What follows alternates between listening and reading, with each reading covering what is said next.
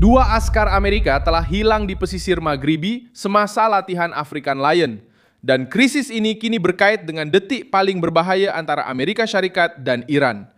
Pada hari Selasa, 5 Mei 2026, kes ini menjadi tumpuan kerana anggota tentera itu hilang berhampiran kawasan latihan Kapidra dekat Tantan, sementara Washington juga meneruskan projek kebebasan di Selat Hormuz. Maklumat yang disahkan setakat ini adalah serius. Dua anggota tentera Amerika Syarikat masih hilang, tiada kematian yang disahkan secara rasmi dan pasukan Amerika serta Maghribi terus menjalankan operasi mencari melalui darat, laut dan udara. Tetapi, masalahnya lebih besar daripada kehilangan itu. Saya akan ceritakan semuanya kepada anda, tetapi sekarang anda pasti mau melanggan saluran ini untuk terus mendapat maklumat terkini, maklumat masa nyata dengan kualiti kewartawanan terbaik yang pernah anda lihat. Dengan standar credibility, Milson Alves.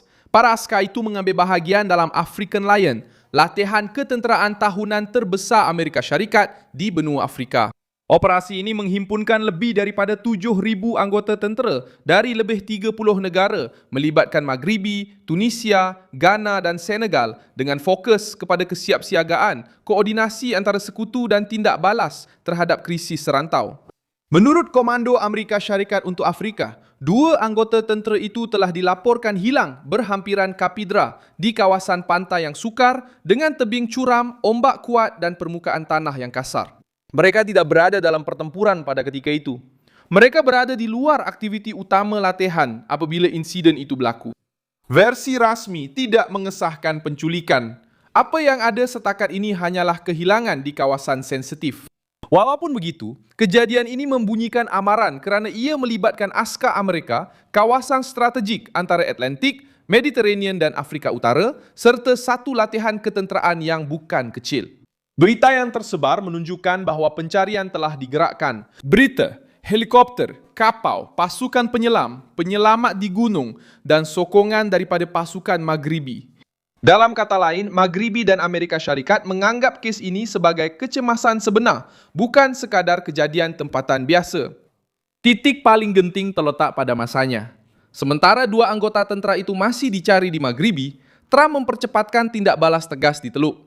Projek kebebasan telah diumumkan untuk meneluarkan kapal-kapal yang terperangkap di Selat Hormuz. Menurut laporan, ratusan kapal telah ditahan atau dihalang daripada bergerak seperti biasa, dan Washington mula menyokong laluan yang dilindungi untuk melancarkan semula lalu lintas maritim.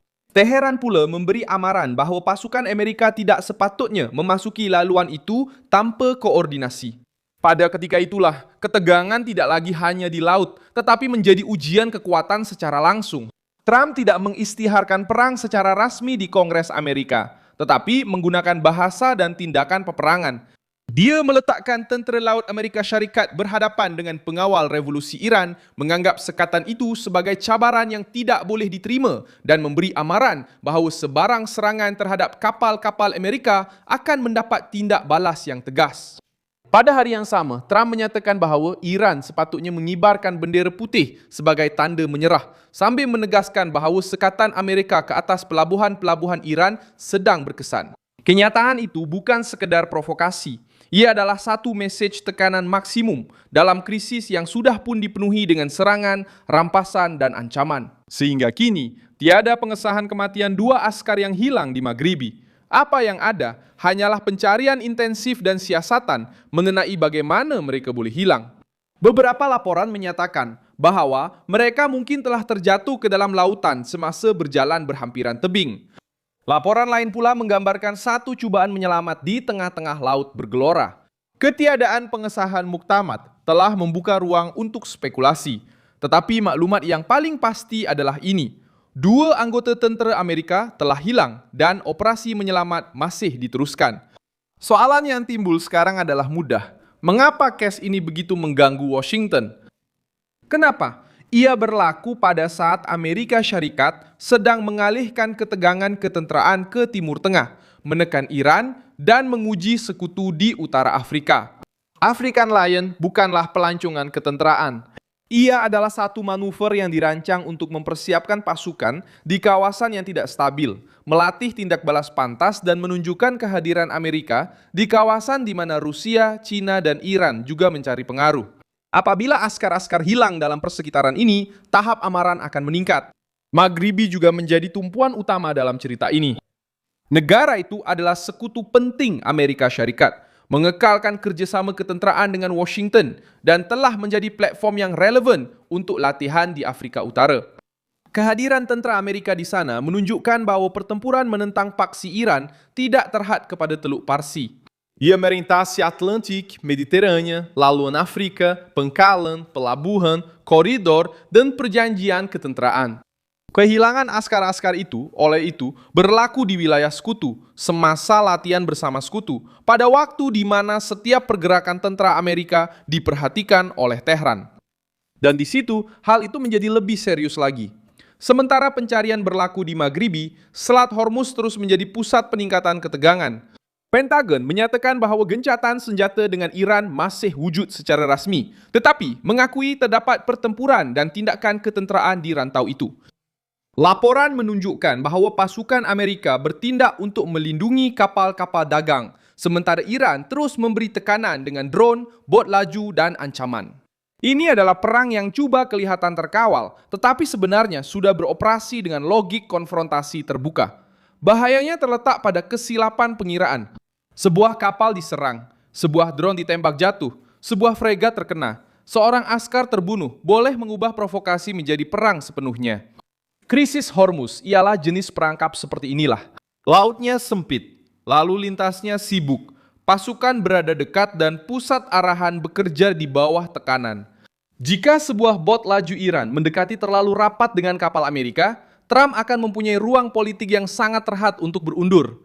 Jika Washington bertindak balas dengan kekerasan, Teheran akan cuba menunjukkan bahawa mereka tidak tunduk. Beginilah cara krisis yang terkawal dan terhad boleh bertukar menjadi konflik yang lebih besar. Sejarah menunjukkan bahawa Iran sangat memahami nilai politik apabila rakyat Amerika berada dalam situasi beresiko. Pada tahun 1979, penawanan kedutaan Amerika Syarikat di Teheran menjadi simbol penghinaan Amerika di seluruh dunia. Lebih daripada 50 rakyat Amerika telah dijadikan tebusan dan ditahan selama 444 hari dalam satu insiden yang menggoncang Washington, melemahkan Jimmy Carter, dan menandakan hubungan antara kedua-dua negara selama beberapa dekad. Sejak itu, setiap krisis yang melibatkan tentera atau rakyat Amerika di bawah ancaman Iran membawa ingatan yang berat. Ia bukan sekadar satu peristiwa terpencil. Ia adalah luka sejarah yang kembali setiap kali Teheran menguji batas Amerika Syarikat. Contoh lain datang dari apa yang dipanggil Perang Kapal Tangki Minyak pada tahun 1980-an. Pada tempo itu, semasa perang, Iran, Irak, serangan terhadap kapal di Teluk telah menyebabkan Amerika Syarikat mengiringi kapal tangki minyak dan meningkatkan kehadiran tentera laut mereka. Operasi Ernest Will menjadi salah satu operasi konvoi tentera laut terbesar sejak Perang Dunia Kedua. Walaupun dengan kuasa Amerika di laut, periuk api, serangan, dan kesilapan besar menunjukkan bahawa melindungi laluan perdagangan berhampiran Iran tidak pernah menjadi operasi yang mudah. Pengajarannya jelas. Apabila Washington memasuki teluk untuk melindungi kapal, risiko konfrontasi dengan Teheran meningkat dengan cepat. Contoh dari negara-negara lain menguatkan logik yang sama. Apabila sebuah kuasa membiarkan tenteranya ditangkap, hilang tanpa tindak balas yang jelas, atau diserang tanpa sebarang kos kepada penyerang, imej kekuatan mereka menjadi lemah. Israel biasanya bertindak balas dengan cepat apabila tenteranya diculik oleh kumpulan bersenjata. Turki telah melancarkan operasi di luar sempadannya untuk mendapatkan semula pengaruh dan memberi tekanan kepada milisia.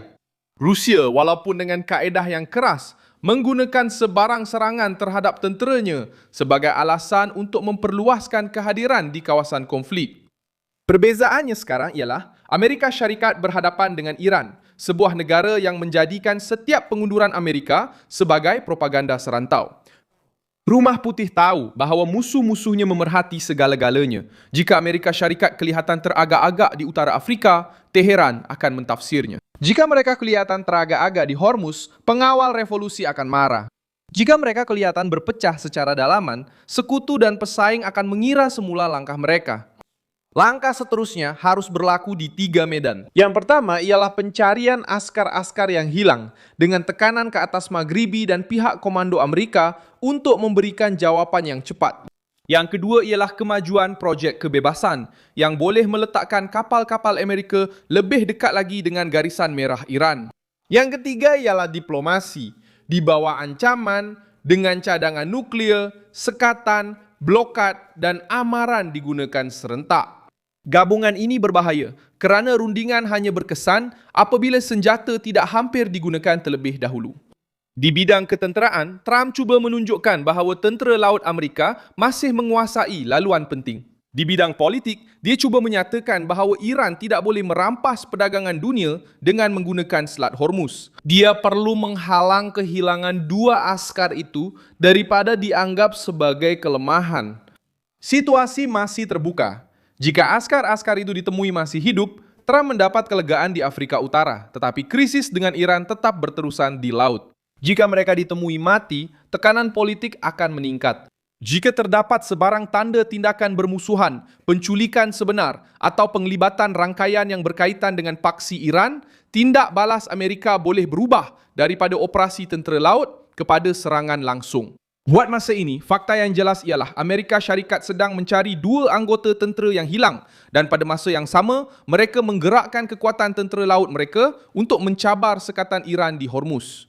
Saya Milson Alves, seorang pakar antarabangsa dan tujuan saya adalah untuk memastikan anda sentiasa mendapat maklumat yang benar setiap hari. Pautan berita ada di dalam keterangan video.